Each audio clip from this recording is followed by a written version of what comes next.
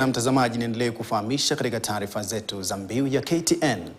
Mabadiliko ya hali ya anga yametambuliwa kuwa mojawapo ya mambo yanayodhoofisha thamani ya familia.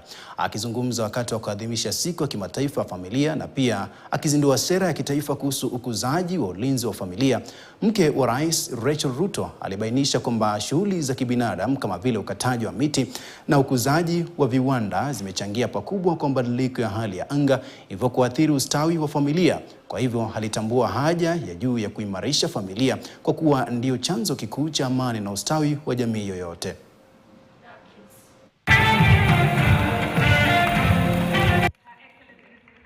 It is befitting that the United Nations selected the theme for this year to be climate change and impact on families' well-being.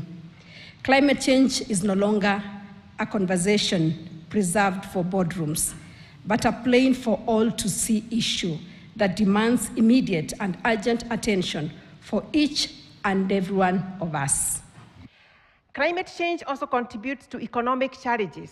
Climate change disrupts food processing industries, fishing industries, and other industries and this leads to job losses and decrease of income for families who rely on these sectors for livelihood. And that's why we need to pay attention to climate change. It was indeed inspiring to see children as young as 3 years responding to the clarion call to plant trees. The impacts of climate change are with us, and therefore we need to make and actualize commitments from individuals, to families, communities, to institutional levels. Mataifa ya maeneo ya kusini, yani Global South, yanapaswa kusaka mbinu zitakazofanya kipaumbele masuala ya usawa